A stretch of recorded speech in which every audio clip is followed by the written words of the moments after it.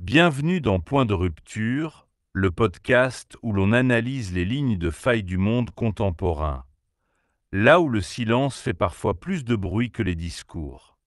Aujourd'hui, une question brûlante. Qui contrôle les services de renseignement?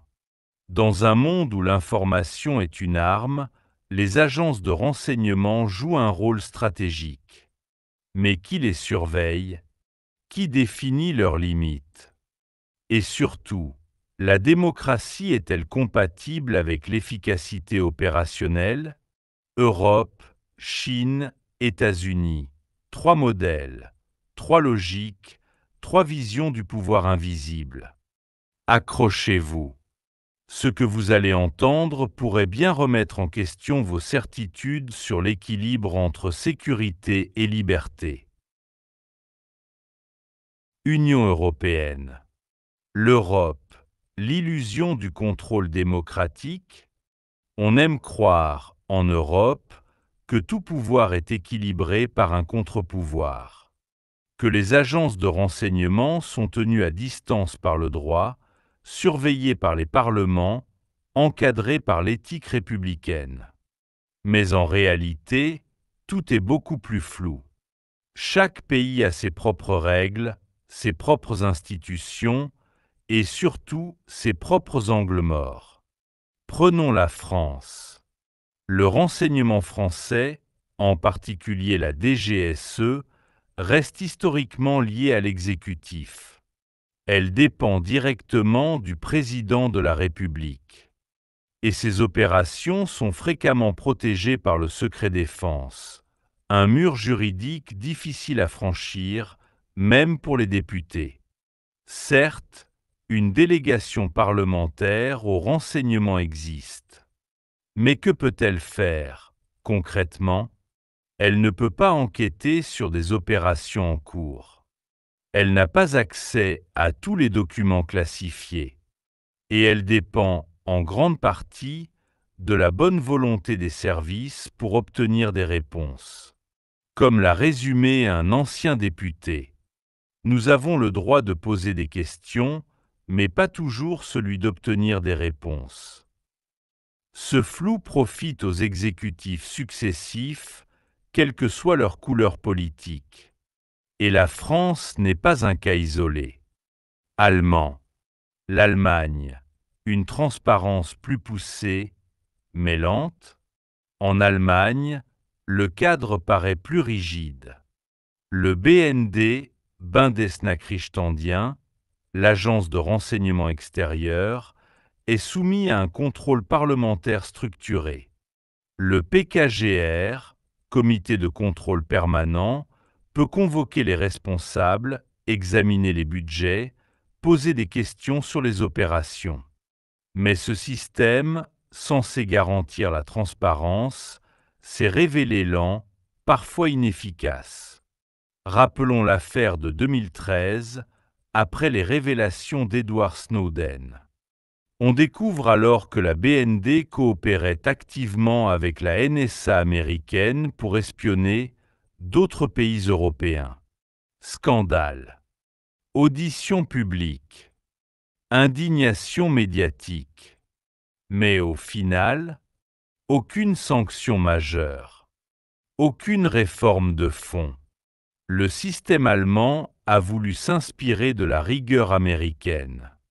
Mais il a, parfois, aussi hérité de ses lenteurs bureaucratiques et de sa politisation. Chinois la Chine, l'État profond au service du parti, et maintenant, changement de décor. La Chine ne fait même pas semblant. Pas de commission parlementaire. Pas de presse d'investigation. Pas de compte à rendre au public.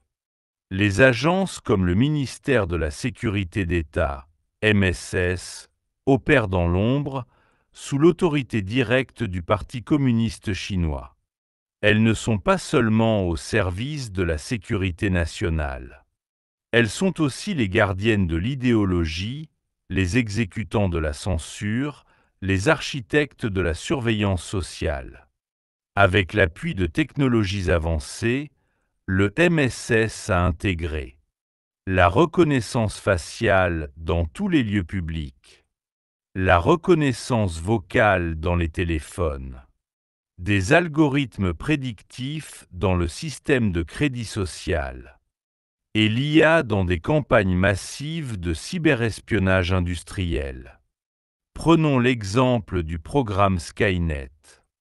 Dès 2020, il utilisait plus de 600 millions de caméras reliées à des IA pour identifier et traquer dissidents, ouïghours, journalistes et étrangers. En Chine, personne ne demande. Est-ce légal? Est-ce légitime? Avons-nous des comptes à rendre? La seule légitimité, c'est la volonté du parti. Et ce modèle, aussi inquiétant soit-il, fonctionne en termes d'efficacité et de rapidité. Efficacité ou liberté? Le dilemme universel.